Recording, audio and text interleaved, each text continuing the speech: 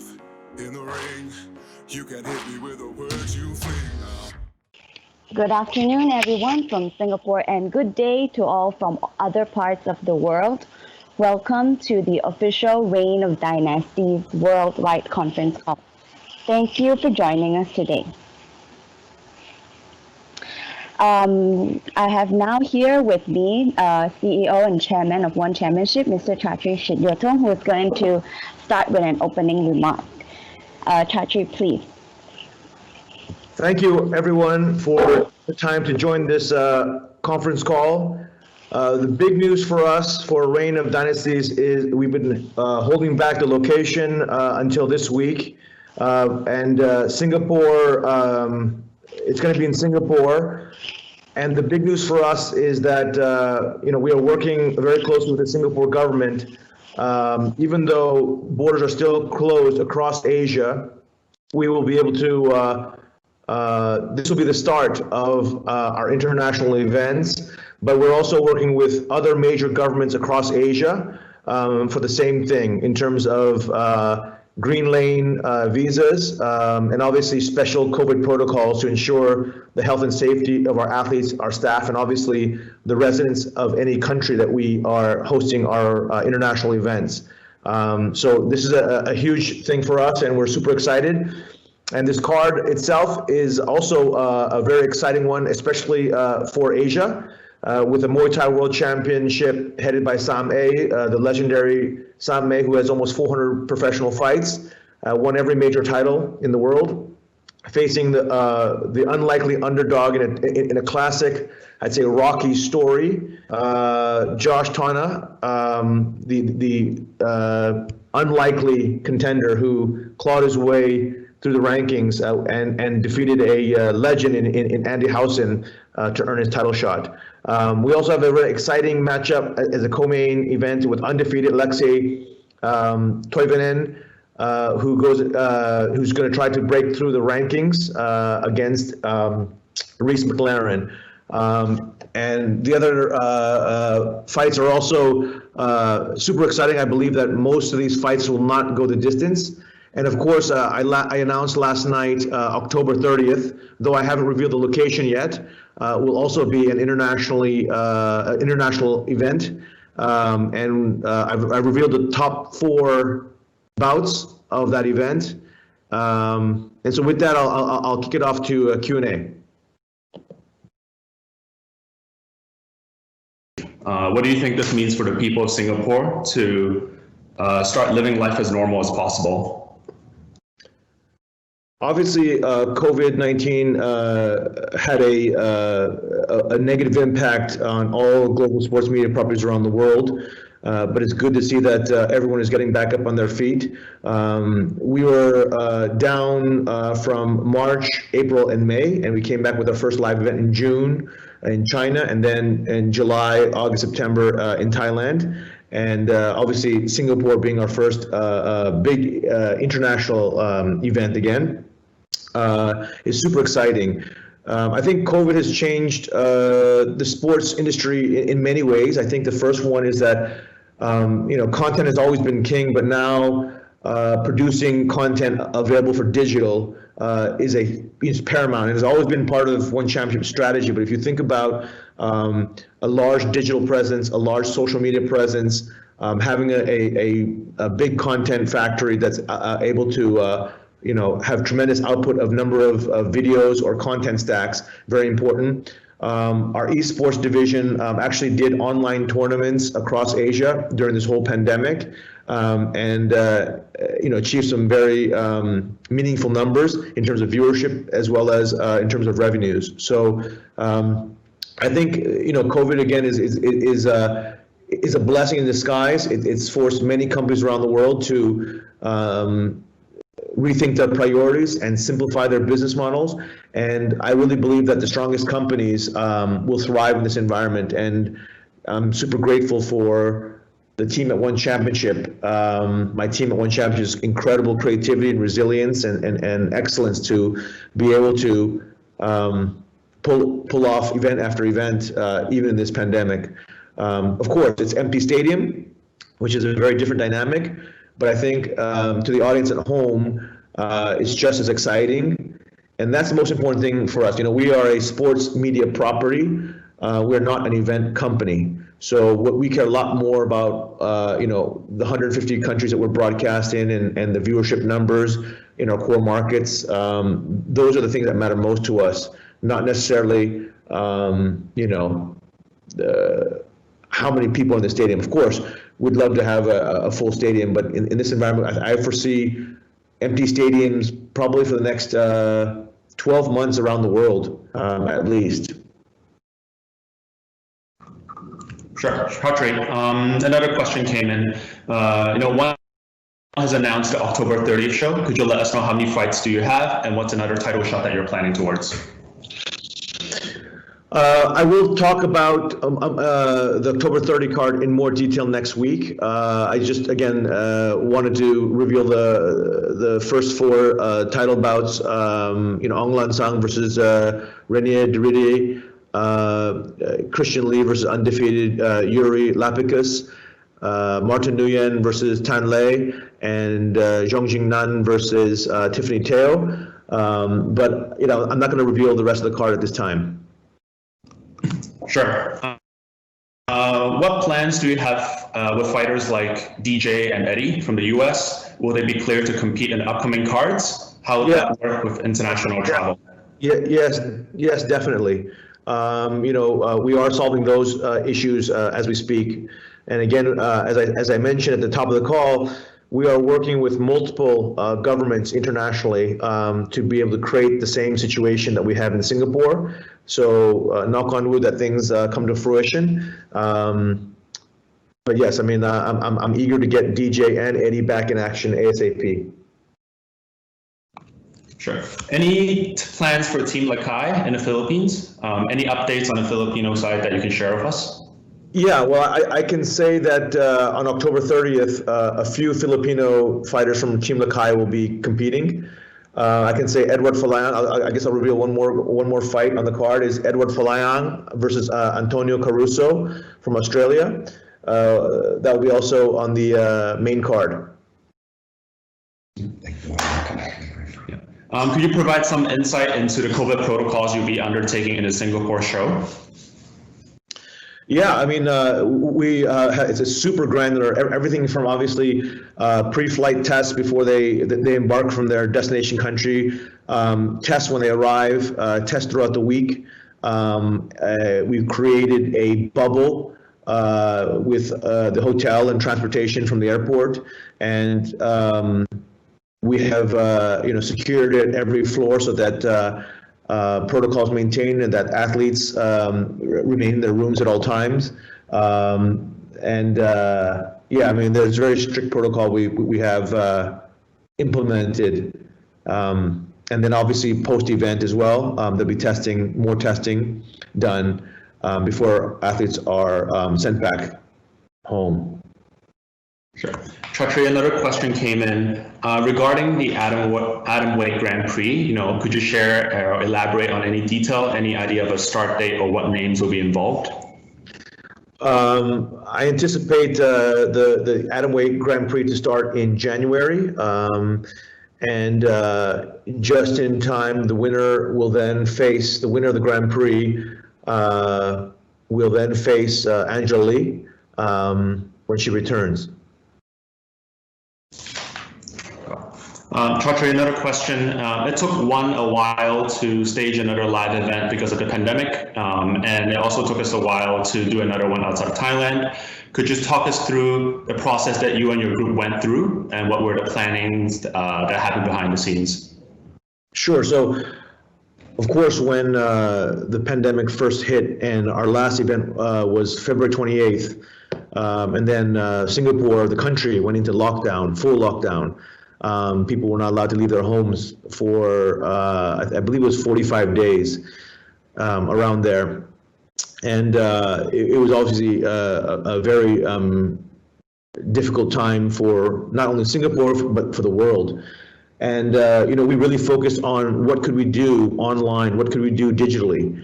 And we put a lot of focus on that. So again, like our esports division did online tournaments.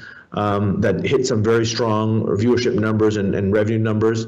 And obviously coming up with new content stacks that are not tied to our shows. So for example, The Apprentice or content stacks like that will be coming out from One Championship. We've evolved from much more than just a sports media property. We're truly now a media company with a diverse content stack. And I think this is something that COVID has brought out in us. I told my team when we had a company meeting at the very beginning of the pandemic, the keys to success in this environment are twofold. One is creativity, because we're going to be faced with problems we've never seen before. So we have to be even more creative about solutions and products that we launch. And then resilience.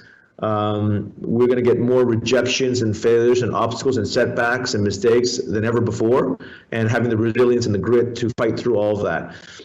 And by June, we had our first event back in China, and then July, August, September in Thailand, obviously, and now we're in Singapore. So, all in all, I'm very proud of my team, and yeah, I mean, the fact that we've been up and running almost every other week has been a testament to how incredible the team at One Championship is. So Chatri, with Singapore up and running and fighters no doubt anxious to get back in action, how many events does One Championship plan to hold before the end of the year? Everything is in the works, including our 2021 calendar, which we're working on right now. Again, I'm sorry to sound so coy, but we have multiple things that are at play. Again, multiple countries, multiple governments, and we'll see how things shake out. We hopefully be able to announce the initial calendar for 2021, in the near future, as we also plan out for the rest of the year. And the reality is, every country in Asia right now is going through its own cycle. Some have had, a significant drop in COVID cases. Some have seen a spike. Borders remain closed, though, across the entire continent for the most part. Countries are not allowing tourism to happen. Countries are not allowing, international travel to happen. So, these are very tricky times, but I'm grateful for the support that the Singapore government has given to One Championship, not only as a partner, but really extending itself to helping.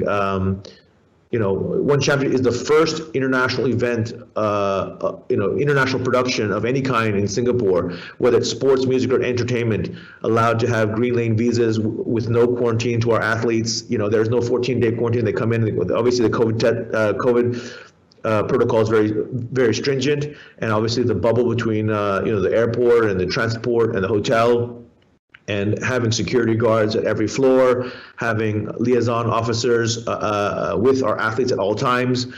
These are the precautionary measures we're taking. And even in the stadium, we're going to have specified zones for different departments, because we don't want any more than 50 people gathered at any given point in time in the entire stadium. So we'll have 10 set up outside. We have a very strict protocol for who can be cage side. Unfortunately, I will not even be able to be cage side for October 9th or October 30th, because The Apprentice goes into production on October 26th. And so we have actually 3 separate bubbles going on, October 9th, well, I haven't named the location yet for October 30th, but October 26th, I'll be going into production with The Apprentice, and so I will be in a bubble. So Chatri, for the October 9th event, could you speak a little bit about how One is able to become the chosen government partner to pilot the return to live sporting events, and how the partnership has worked out between One and the Singaporean government? Yeah, I mean, I want to give my hats off to Huo Fang, the group president of One Championship, as well as his team. They've done a phenomenal job working with the various agencies and ministers across the Singapore government to rally support for us. And of course, I'm super grateful to the Singapore government for extending, its help in every area and working collaboratively to allow One Championship to lead the way. So in many ways, we are the international pilot test. If we are successful, then we'll have the blueprint for other music and entertainment events to start internationally in terms of international events in Singapore. And everything is new, and we're working very, very closely, literally every day, meetings and calls with various agencies of the Singapore government. So many agencies are involved in helping us. Sure. Before the pandemic, one was planning on setting up an event in the US. Is that plan still on the table? Yeah, if it weren't for the pandemic, we would have already had our first event in the U.S., and it's unfortunate, and so we have to regroup. The United States is going through its own strange times with the whole COVID situation, but also, the whole political situation and the whole race relations, and so, we will take our time. I don't want to commit to a date of when we go to America, when we'll go to the United States, but it's definitely on our plans. But again, I just don't know. I don't have enough visibility. And again, the U.S. is, is in a very strange place right now as well. Sure. What does this event signify about moving One Championship forward in Singapore? Is this a start to some sort of Singaporean bubble, similar to what NBA has done in Orlando?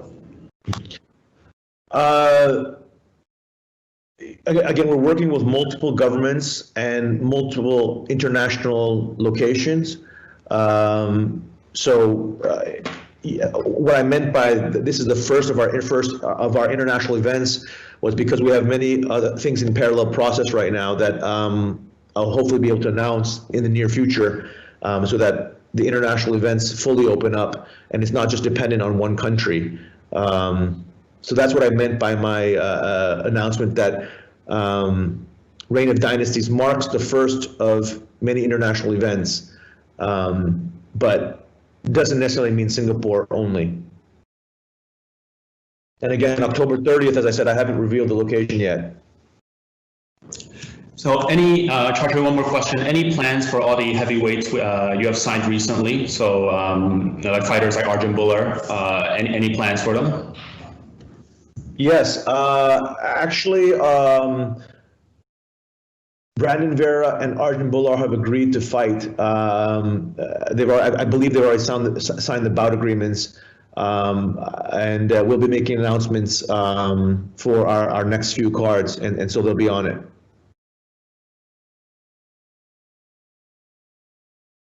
But yes, I mean, we have recently signed a bunch of heavyweights, and I think it's fair to say that our heavyweight division, compared to our other divisions, is not as stacked, and the idea is to really beef up our heavyweight division and our light heavyweight divisions, so that they're on par with the rest of the divisions.